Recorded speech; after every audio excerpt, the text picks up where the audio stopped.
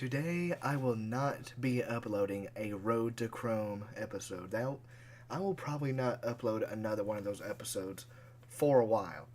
Today I will be giving my final thoughts on Call of Duty World War II.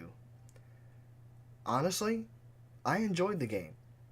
I played it enough to get way past Master Prestige, but there's a different reason behind that I'll explain in a minute. But the first thing I want to talk about is the campaign. Even though I only played it once, the campaign was amazing. Except, you know, being Call of Duty, you're gonna have that one BS moment where the person you're playing as goes through impossible things that no one could possibly survive.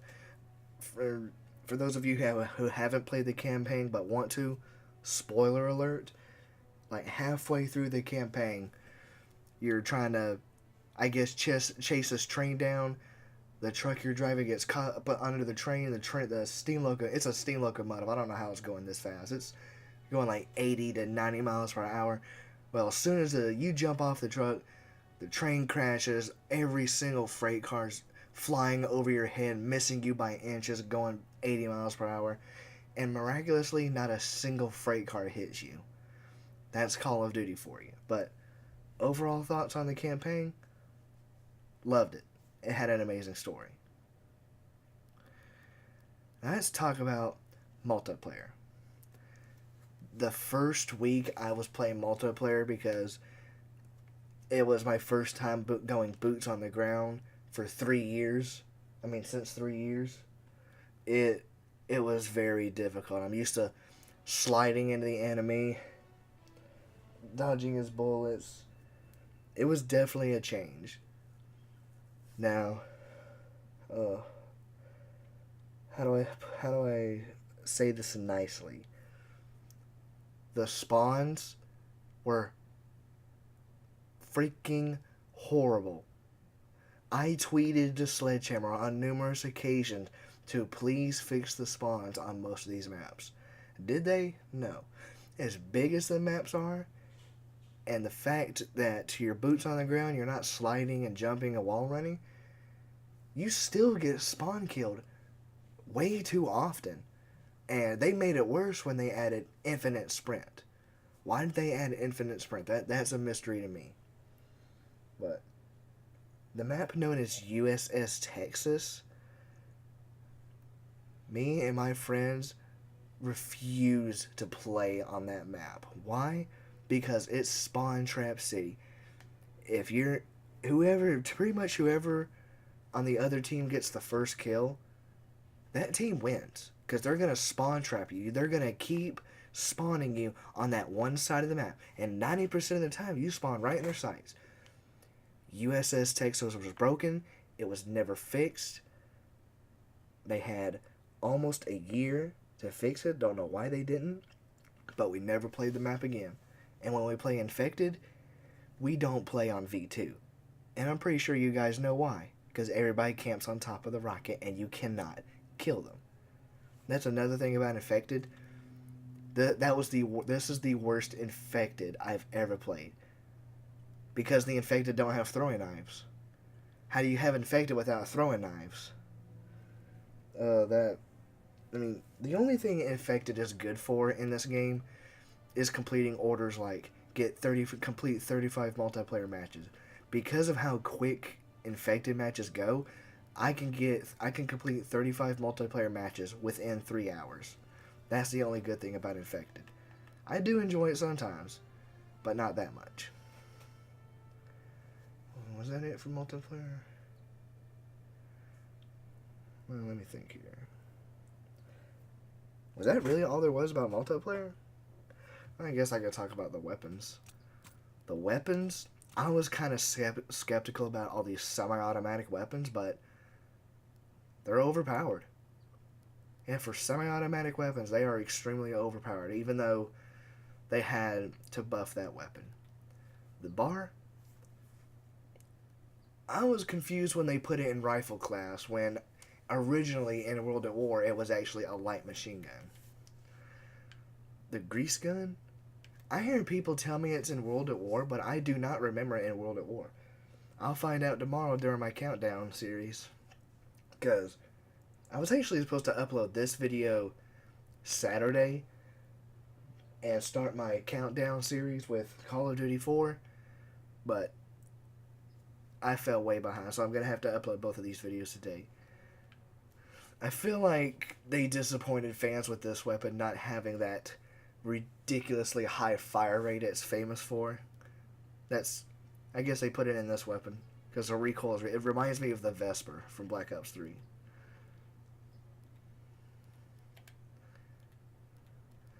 This weapon, they changed the sound effect on this weapon, in case none of you knew.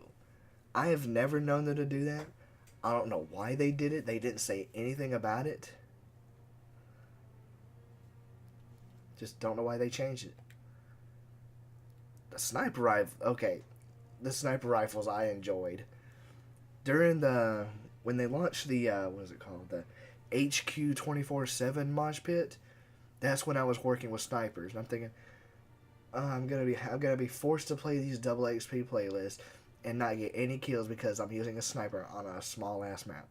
I was wrong. These two snipers right here, I got them both gold in the same day because that map turned me into a quick scoping master. I've never tried quick scoping a public match. I've never been that good at it. I won almost every game. That pretty much, I never thought I'd say this, but getting diamond sniper rifles was the easiest in this game compared to any other COD. They didn't really do too much with the shotguns. To me, that's the most powerful shotgun in the game. And okay, I'm just going to tell you, half of these weapons' names I could not pronounce, so I'm just going to say double barrel shotgun. So, the double barrel shotgun and sawed off shotgun, they're exactly the same. They're exactly the same weapon. So, I mean, in World at War, sawed off was ironically an attachment, even though you're taking away from the weapon. It was weird. The handguns, I got them gold easily. I thought I was gonna struggle with them, especially with this recoil nightmare. But when you put duelist on, there's no stopping you. I managed to get this thing gold. This thing, I was worried about it because the rocket has a mind of its own. It goes wherever it wants to. But I found out that's a scare tactic. As long as you're shooting directly at, pretty much if the game knows the rocket's going to hit the recon plane, that rocket flies straight. That's the only time it'll ever fly straight. Never got around to using the shovel. Never. I probably won't either, since I'm pretty much done with this game. Now let's talk about the micro DLC weapons they added. They added a lot. I feel like I remember some of these weapons from other CODs that I can't remember the name of. They could just be me, but this is actually the reason I'm the level I am, Prestige Master 141, is because when these events came out, like Shamrock and Resistance, all those events, they put limited time loot where you get certain weapon variants. Okay, I didn't have to waste my time with those weapon variants because they were just variants.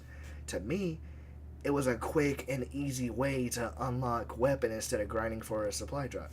I wasn't going to do that. I can't remember which revolver it is. The Reich's revolver. I told myself there's no point in trying to grind for this. I'll eventually get it as a supply drop. So I stopped grinding that event. Obviously, to this day, I've yet to get this as a supply drop. So every event that comes out, I grind those events out until either I complete complete both weapon collections, or I get one of the new weapons as a supply drop, which has happened before. But the others, They actually put in the Operation Overlord order, so I mean collection, so you don't really have to. It's not time limited loot like these that I don't have unlocked. I can work on those collections anytime I want. Working on the Stinger right now. Well, not right now anymore.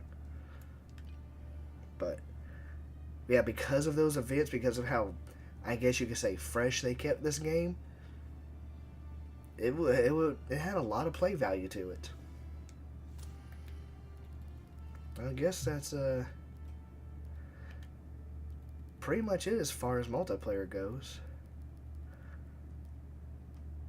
Oh, and of course they had to add this. I think this is two different references here because it's the original anti-tank sniper that everybody used in World at War, and just like Sledgehammer's last game, they had another 20mm sniper in that game. I think it was called the Atlas 20mm.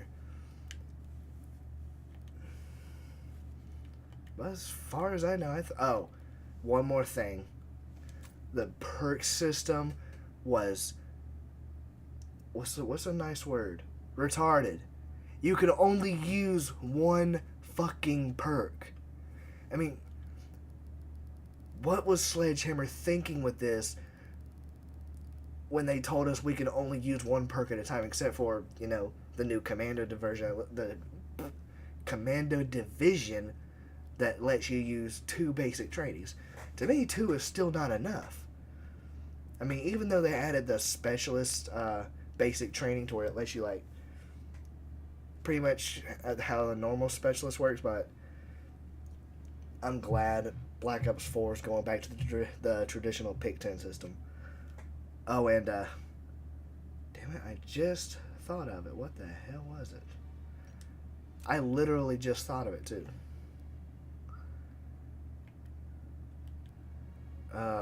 Give me a second. It was on my brain. Now it's gone. Give me a minute. Oh, yes. The bronze star you get for completing a match, that was a stupid idea. And unfortunately, Treyarch is doing the same thing with Black Ops 4, which I really wish they wouldn't. Now, I have no problem with the bronze star thing. Just give the player the player that had the best play the kill cam. That I'm okay with. But it really pisses me off when me and my friends work so hard for that bronze star, only to see somebody on the losing team get the bronze star. He did not earn the bronze star because he lost. That's what pissed me off more than anything about this game. There's no more kill cam grind.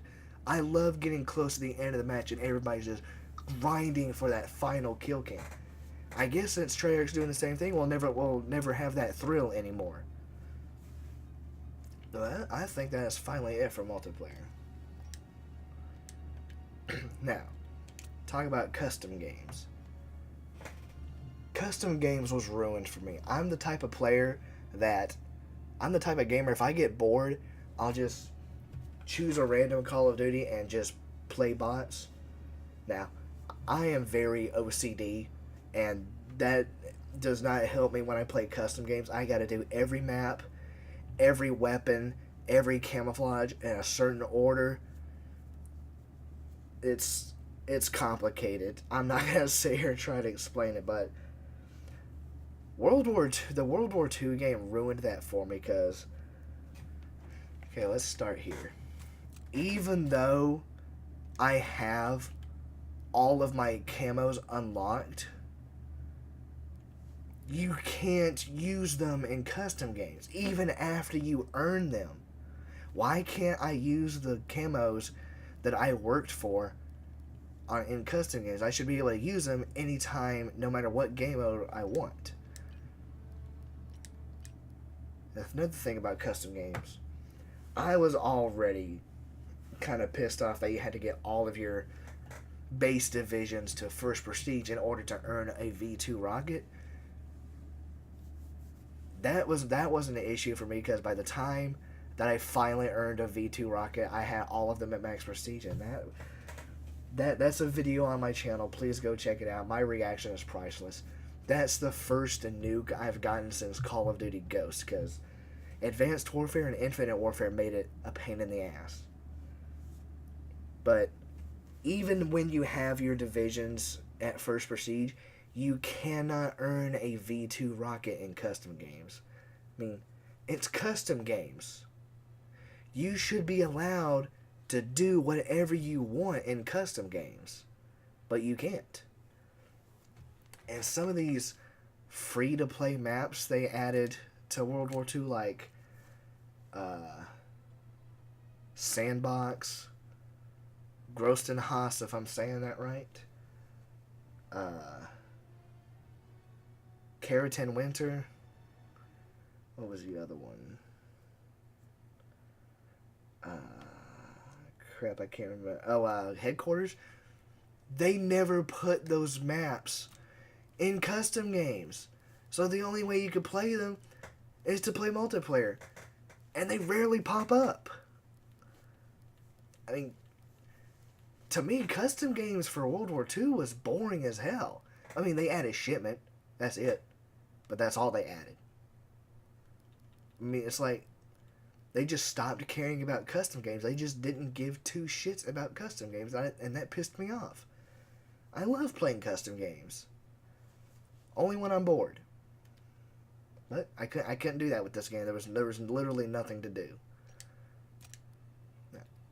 I was actually supposed to talk about ranked play before custom games, but whatever. Ranked play, I do like playing competitively, but I haven't played comp since Black Ops 2. And it's because the fact that they made it 4v4, which there's little to no action on large maps, and they added these stupid esports rules. Like, I should be allowed to use whatever weapon, whatever perk, whatever score streak I want. But you're gonna tell me that I can't use, like let's say for example, there's only one weapon in a Call of Duty game that I could use. I finally start playing comp after Season 1 starts, and you're going to sit here and tell me I can't use a said weapon, with that weapon being the only one I am good with. Pretty much defeating the purpose of me being able to play comp, because there's no other weapon I'm good with. That's just an example. And so, since then, I have not played comp since Black Ops 2. But we have put a comp team together for Black Ops 4. I recently found out they made that 5v5, so we're trying to get a fifth member right now. And another thing with ranked play, this Sledgehammer overlooked this big time. Even in ranked play, you can't use your earned camos. I mean, that's only tier 1 camo challenges. That's all headshot challenges. So why the hell can I use all the others I unlocked? Oh, and apparently you can't use any of the... Wait, you can use that? So there's only one DLC... Look at this. I didn't even notice this. You can't use any LMGs in comp. You are not allowed to use LMGs, period. Yeah. Okay. Now here's some logic for you. You're not allowed to use the blunderbuss in comp. Well, to me, the blunderbuss, you're taking a gamble. Because if you miss or you get a hit marker, that's it. You lost that gunfight. By the time you cannot reload that weapon fast enough to finish the enemy off. These 4 shotguns alone are more deadly than the blunderbuss. I mean, not really more deadly, just you're not taking a gamble with these shotguns. Now, finally, we're going to talk about Nazi zombies.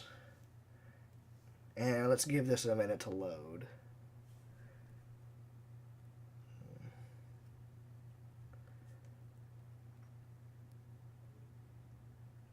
There we go. And Nazi zombies, I'm gonna be honest, I did play the hell out of the base map that came with the game, because that's the only zombie boss I've ever been able to beat solo. Even though it's not really the main Easter egg, to me, it's still the first boss zombie I've been able to beat. Then I'm just going to give this a minute to load. I don't know why it's taking so long to load. There we go. Okay. Now, when Groston Husk came out, that was kind of a small survival map I played a little bit. The Darkest Shore, that was kind of fun until the mist came in and you get wrecked by whatever the hell that thing is running around the mist. The Shadow Throne, I played it once. Then after that, I just stopped playing Nazi Zombies. Haven't played any of these. Haven't played the Frozen Dawn. I just stopped playing Nazi Zombies. Which is weird because I love the hell out of zombies. Like, I can binge play every Black Ops 3 Zombies map, including Zombie Chronicles. That's the thing about zombies. I didn't start playing zombies until Black Ops 3. Because in Advanced, we're not going to talk about Exo Zombies. Exo Zombies was a fucking joke.